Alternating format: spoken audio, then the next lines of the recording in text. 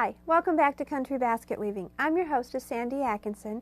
Today we're going to be working on our springtime wall pouch. And this one hangs next to the wall. It'll hang flat against the wall, which is nice. And it has some tulips and the leaves on the front of it.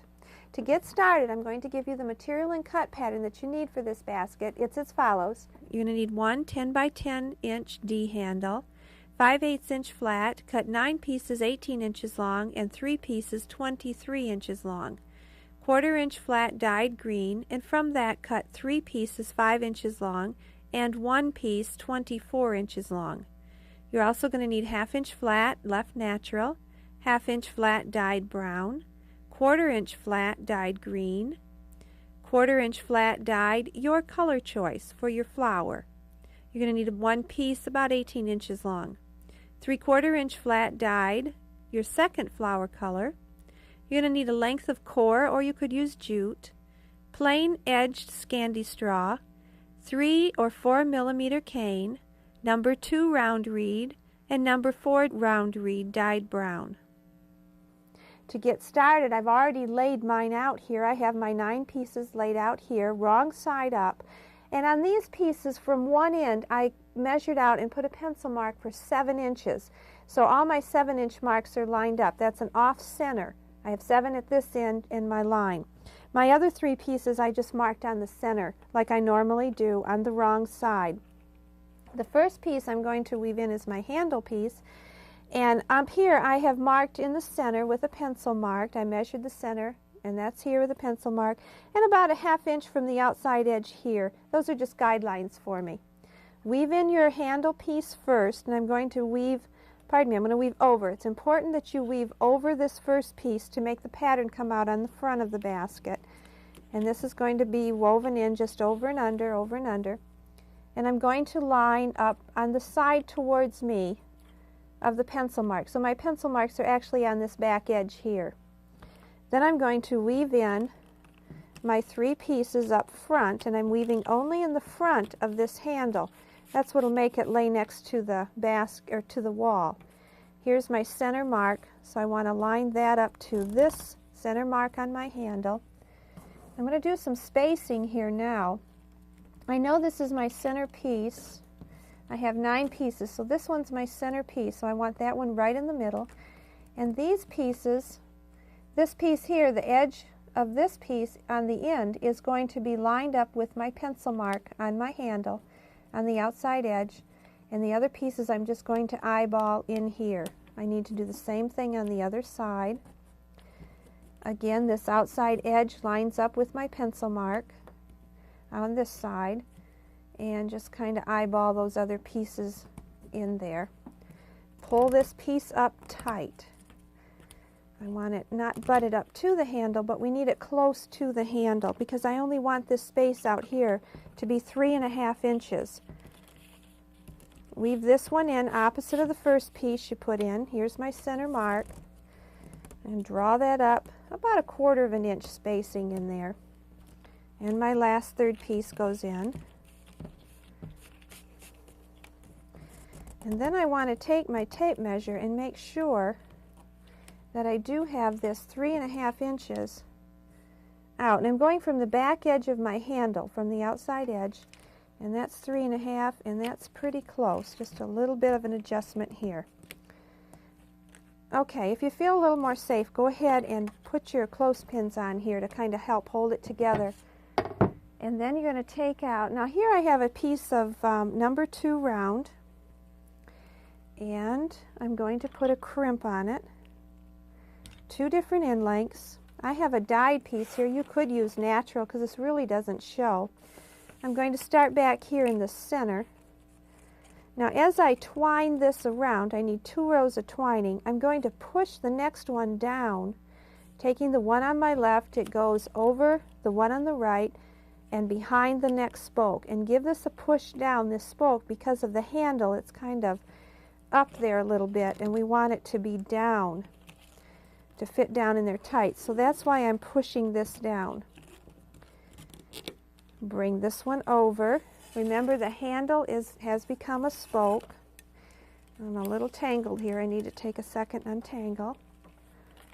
Come around here. Now if you don't have a good turn there, go ahead and put a crimp on it to make it turn for you even better. You want a nice smooth turn there. Don't forget we have our regular and irregular corners. This is a regular corner, so I'm going to come and keep on weaving just as I normally would. Always taking that left piece and going to the right and over behind the next spoke. This one's out of line a little bit. Oh, I need to take a minute and just untangle. Here we go.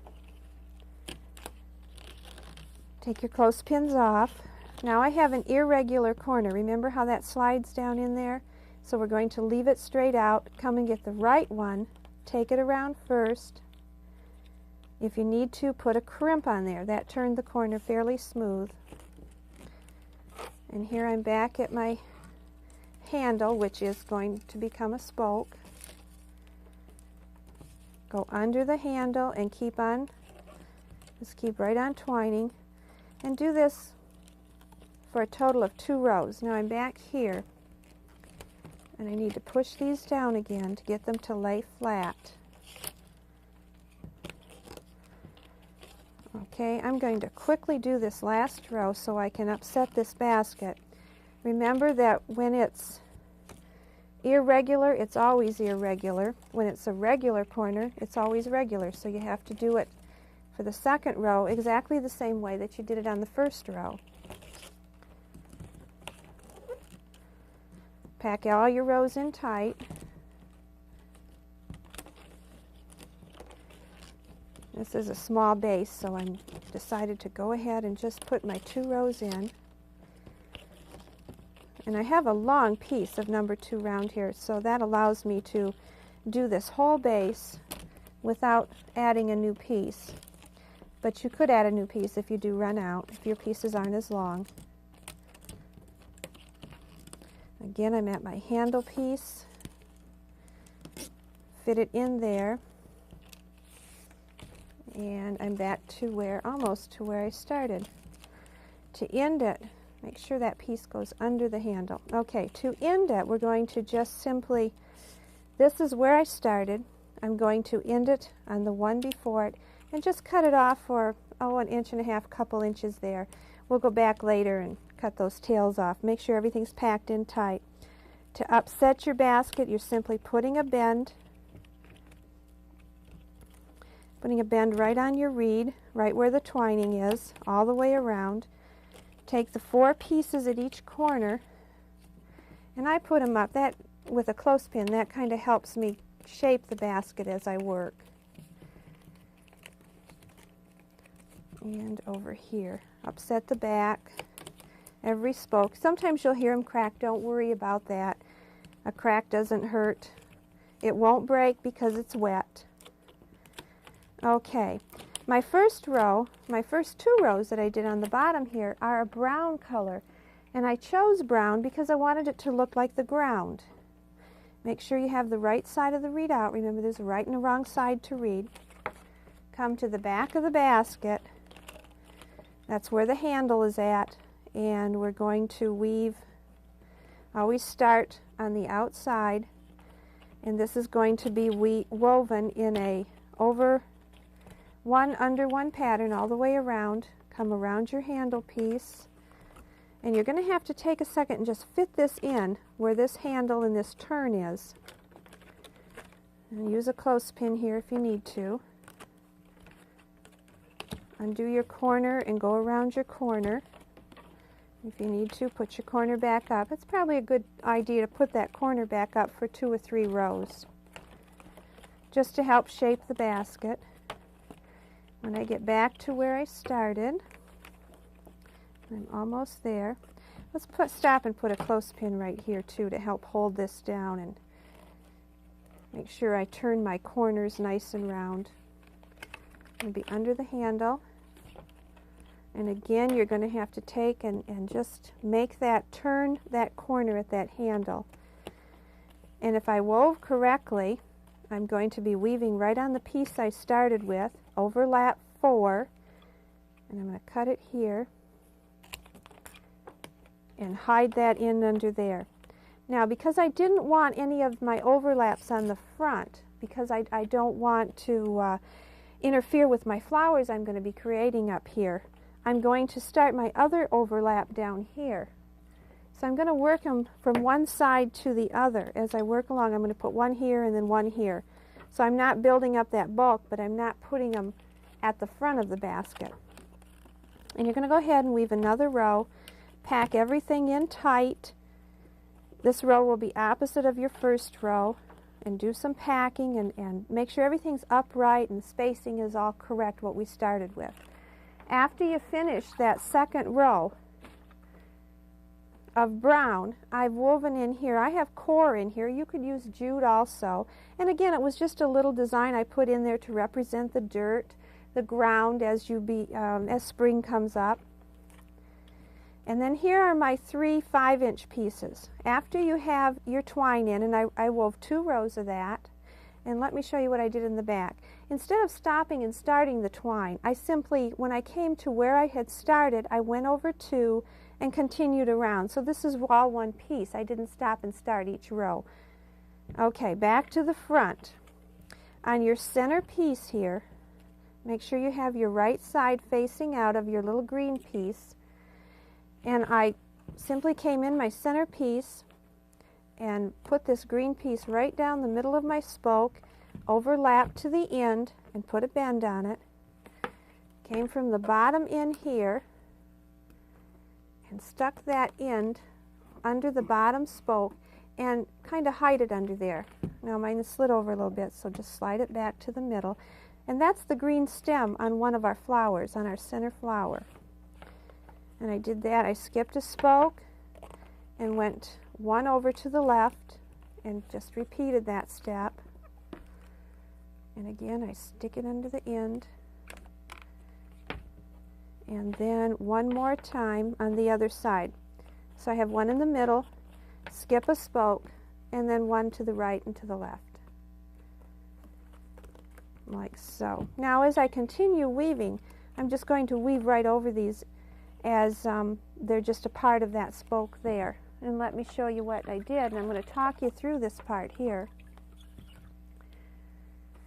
Okay, I wove, here's my 2 rows of my core or my jute, and here's where I've placed in my 3 stems, and then I have 3 rows of my 1/2 inch flat, and this is that 3/4 inch piece of my second color of my dyed flower color. And so I've put that in, and then I made sure that the ends of these 1/4 inch pieces were hidden under here. So as I wove this row, and I cut those ends and hid the ends underneath this 3/4 inch row, and 2 more rows of 1/2 inch flat. And then you're going to cut and tuck. And I've already done most of them. Let me go over it real quick again. If the weaver comes in front of the spoke, that spoke is going to get cut off even with the top of the basket. In front of, so it's going to get cut off. And you need a sharp pair of pointed scissors to get in there.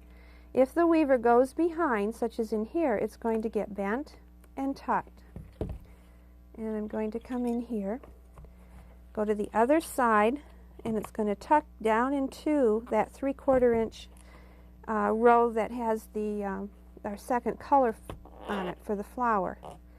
And make sure it tucks straight and doesn't bend this up here. This one I can cut off a little bit too much length. And again, I'm tucking into that 3/4 inch row. Okay, now we have that done. I like to stop here and build my flower now, so that's what I want to show you next. I've chosen on this one the same color.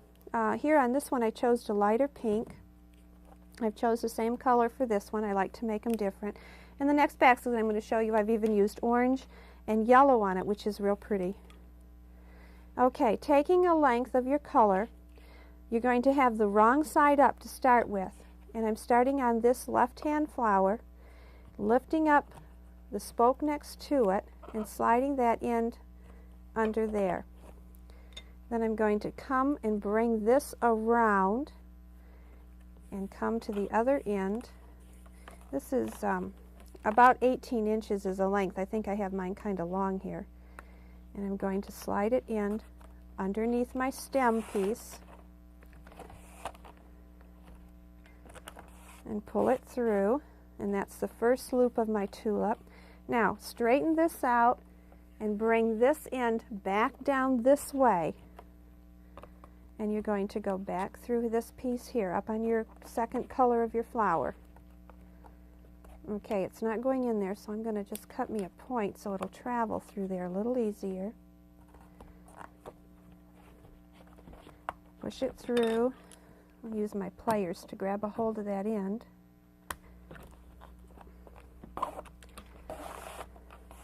Straighten out your loop. See how easy that is to make that little loop on the flower? Make sure they're the same height. And again, bring that end around so you're circling around, and I'm going under the stem.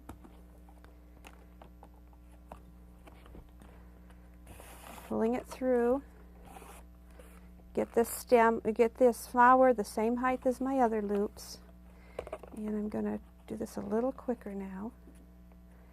I'm going through this spoke here. These are fun to do. You could even do more of these if you wanted to. I chose to put 3 on this basket, but I could have done more. I could have done them around the side, and probably not on the back because we want to have that next to the wall, but we could have put a lot more flowers on it if you wanted to.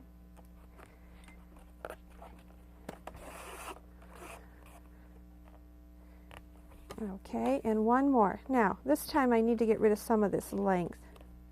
Now I'm just going to snip this off here, get rid of that length that we don't need, and take this piece, bend it around, and it sneaks and hides underneath this spoke here.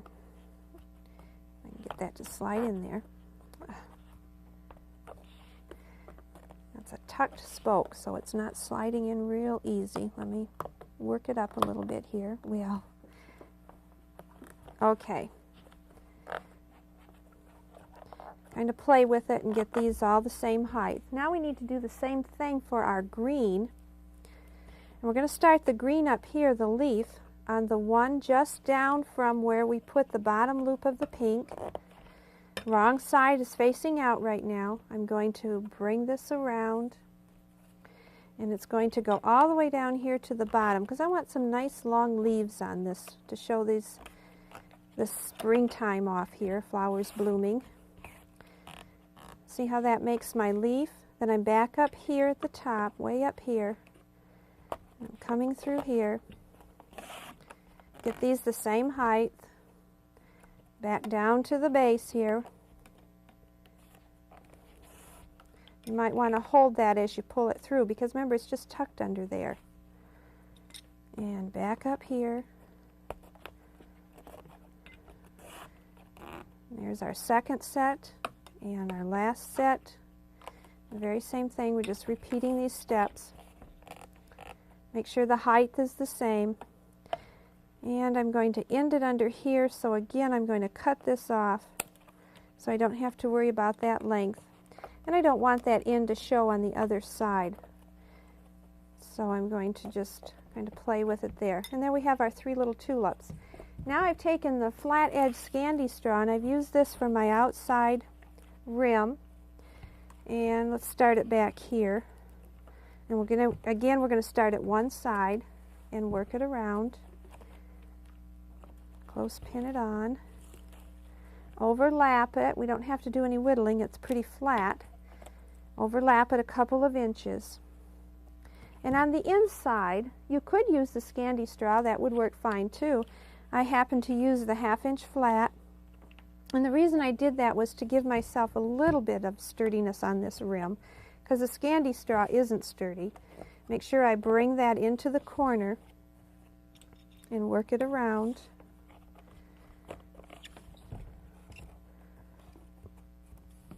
And overlap this one also a couple of inches. Okay, now I took, this is the smoked, if I can find it in my, here it is, find it in here.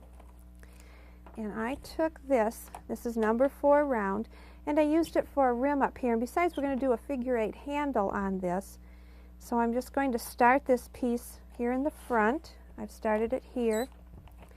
This is my rim filler, but it's also going to come up here and become part of my handle and work it around. And I'm not really concerned at this point of fitting this in real tight yet. That will come later. Give yourself a couple inch overlap. We'll correct that and fit that in tight when we get to that part. I'm going to repeat it over here. I'm starting it in the back, about in the middle, bringing it up around the handle. I'm running out of clothespins here. Let me take the one from the jute. And then bring this around here. And again, I just overlapped it a couple of inches in the back. And I'll fit that in when I work the rim. I'm going to have to hurry along here. We have a lot to do yet. I have my caning here. I'm going to take the short piece. You're going to take the long piece because you need the length. To start this handle wrap, you're going to come in here and you're going to do a miter. The right side is facing the handle. And I'm just going to do a wrap. And I'm going to do this up. And it's good if you go ahead and put a pencil mark up here for about 1.5 inches. We want about 1.5 inches in here. And I'm just doing a basic wrap, and I'm butting it up to itself. Make sure you butt that up. And as I work this up, I am catching that tail in there. Okay, we're going to just do a basic wrap for about 1.5 inches, and I'm going to guess it for time's sake, but you probably should try to measure it. Get everything even. And then go on the other side and put 1.5 inch mark so you'll know where to end it. Now I'm going to start this figure 8 wrap, and what I'm going to do is make sure your cane is soaked good and long so it's nice and pliable. And I'm going to come in here and I'm going to come back around this way. I'm coming around my cane, going to the other side and creating this figure 8.